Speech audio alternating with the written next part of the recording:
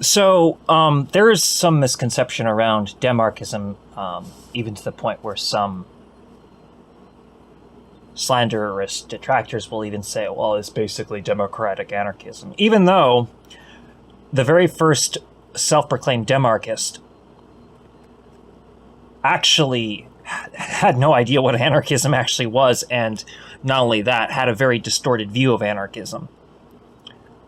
But to be clear, Demarchists are no enemies of anarchists, as Demarchists got to know anarchists more. Now, Demarchism is very repressed. Largely repressed by aristocrats that say they're anarchists, and aristocrats that say that they're Marxists. Social media has not let a lot of things come through. Had there not been social media, I actually can guarantee that Demarchism would have spread on the web a lot quicker. Although Demarchism, and this is important to understand, while the word was conceived of in the United States, those that identify with Demarchism are throughout the world. And these are things that can be proven. The problem is that will people let us even speak? I don't hold my breath on that. But I am one lone voice that will give you some insight. There are 12 principles of Demarchism. These principles, some of them you'll be more familiar with, some of them you won't, and some I'll give exposition to and some I'll gloss over. However, there will be more details in time aside from this video. This is the first summary. Alright, the first principle is cosmopolitanality. Cosmopolitanality refers to the nature of those following cosmopolitanal law. This is in fact about the recognition of the other. It's also considered essential in destroying class division. Number 2, world transcendentalism. World transcendentalism is what is to replace secularism, because secularism is the culture of capitalism. Secularism is capitalism, capitalism is secularism. This is one of the reasons why we don't call ourselves communists, because anarchist and Marxist are communist, and communist, while I know what communist means to communism, to Demarchists, the term communist refers to secular socialists, therefore contradictory socialists. And no, this is not a cry for the theocracy. Theocracy is not the point. World transcendentalism is not theocracy. Number 3, direct democracy. So when you hear the word Demarchism, you have to think of people who are fighting for direct democracy, which is what a lot of anarchists claim that they're fighting for, and yet they insist on calling it anarchy. I'm not saying anything against my anarchist friends. You all know that I love you, despite our severe disagreements at times. If you recall, there's a lot of agreement as well. Particularly in distrust towards the state. Although, I would maintain, as pretty much most Demarchists would, that the anarchist way of toppling the state is still utopian as ever. But direct democracy is the third principle of Demarchism. The fourth principle of Demarchism is national cultural autonomy. National cultural autonomy refers to the autonomy of nations without the state's intervention. The nation-state was invented by Hegel. Marxists still use this paradigm. In fact, anarchists do as well. In fact, when you look at it, nations have never been states. This comes from Hegel. And so while a lot of people will credit the nationalist revolutions as liberatory, I would say no, they were regressive. This is one of the big disagreements that Demarchists have with the Marxist version of historical materialism, which Demarchists still accuse, including myself, of being way too linear. The fifth principle of Demarchism is unionism. Now, when we think of unions, you think more in the vein of cooperatives. And the sixth principle of Demarchism is communitarianism. When you think of communitarianism, you really should think of, communitarianism, but there is a socialist concept of that as well. And I could give more exposition on that, but I don't want to piss off other Demarchists if I say the wrong terms. The seventh principle of Demarchism is revolutionary intercommunalism, which I will not give any expedition for. This is actually upheld by a lot of Maoists and anarchists as well, so moving on. The eighth principle of Demarchism is the urban scholar. I am an urban scholar. An urban scholar is one that will borrow from academia if necessary, but ultimately wishes to topple academia for the institution that it is, because it is an institution of control, which robs the common man and woman of voice.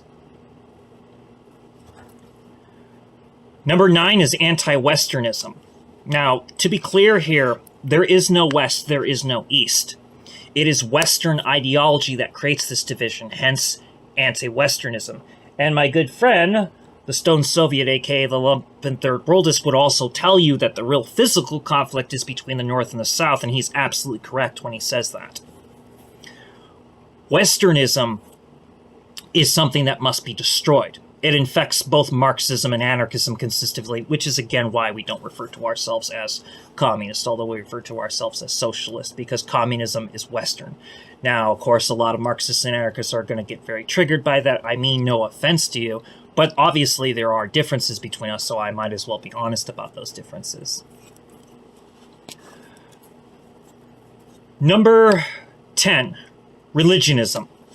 Now, religionism refers to the concept of keeping religions separate. That means you can't hold two religions, you can't do that. So, for instance, there's no such thing as a Jewish Christian or a Muslim Christian or a Jewish Muslim. Like these things don't exist. There are no Jewish Christians, there are no Jewish Muslims, there are no Muslim Christians, and there are no Jewish Muslims. These things don't exist. Just as you wouldn't say that, Jain Buddhist, when Jain and Buddhists, while they're related, they're not the same. Or Hindu Sikh, while there's a lot of similarities, Sikhs would find lots of contentions with the way Hindus view stuff and vice versa. So, I just mentioned the 3 Abrahamic religions and the 4 Dharma religions all at once.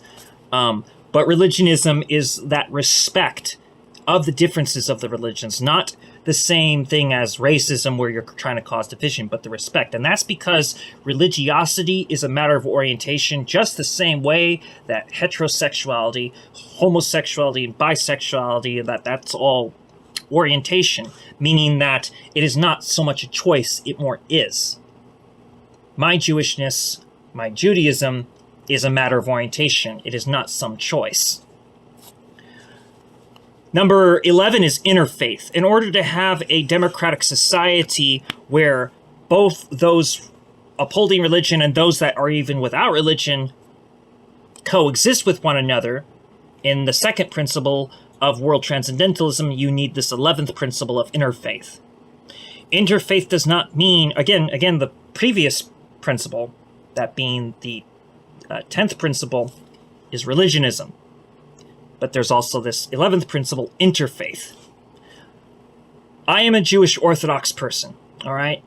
But I am also an interfaith cleric. I work with a lot of religious groups. So I am, in fact, what you would call an interfaith cleric. And I do understand how interfaith dialogue works. It's, in fact, one of my major specialties, not the only one. And the 12th and final principle of Demarchism, which several Maoists have adopted now, finally, is dialectical reciprocity. Now, when I say several Maoists, I don't mean all Maoists. But a lot of them have adopted this, particularly the ones that refer to themselves as Maoist third worldists, which I do agree is a 4th stage, actually, because I see Maoism as lacking, and I see the only ones with a lack of the chauvinism that, yes, even Maoists suffer with are the third worldists, because I agree with the multipolarism, because, which is why many of us, including Comrade Number 3, have gone out of our way to endorse the third worldists, such as Jason Unruh. But this 12th principle, dialectical reciprocity, refers to exactly what it sounds like if you understand dialectics. It's the reciprocity, respect to friend, opponent, ally, and such in a dialectical manner. Dialectics referring to placing the word to the form. So, for instance, the word religionism is typically not used the way that I had just recently referenced it. However, dialectically, the way that I have referenced it is correct. That meaning the way that it has always been said particularly has been incorrect, but the way that I've referenced it is correct because I'm being dialectical with the term. So dialectical reciprocity also means that we get past certain barriers of nuance of language. There's a bunch of terms in both Marxism and anarchism that are culturally offensive to the majority of people on Earth, particularly those that they would call the proletariat. Demarchism is the only concept that has philosophically sought to get past this. There is no Marxist or anarchist tendency that has even tried. Now, in dialectical reciprocity, you could say, yes, well, Comrade Ned, I actually disagree with you, so no. Fine, we could have that out, but I am not here to debate. And it's not that I won't debate, it's that I'm not here for tension. But that's dialectical reciprocity, which has been adopted by the Third Worldists, which are philosophically superior to all other versions of Marxism and superior to anarchism. And yes, I'm saying fourth stage Marxist-Leninist Maoist Third Worldists. They are the only that's the only Marxist position that has universally across the board embraced dialectical reciprocity. Now, if you point out, well, the LCO is no longer Third Worldist. I am going to say that. You know, it hasn't been Third Worldist for a while. And Third Worldism is just a word, and Jason has tried to talk about that before as well. Anyway, so that's it. I will leave you with a phrase that is said in PSM, which originally was a joke. It was actually a joke originally, but it became an actual rallying cry. Hail, comrade. But the full phrase is, hail, comrade, and hail you.